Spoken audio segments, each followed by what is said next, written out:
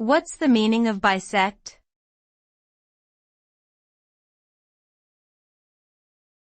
Bisect.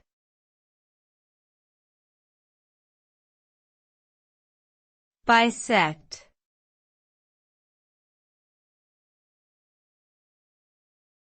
Bisect.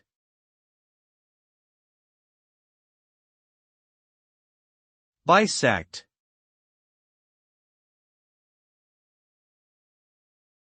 Bisect is a verb that refers to the act of dividing something into two equal parts. The word comes from the Latin bis, meaning twice, and secare, meaning to cut. Bisecting can be applied in various fields such as geometry, anatomy, and mathematics. For example, in geometry, a line bisects an angle when it divides it into two equal angles.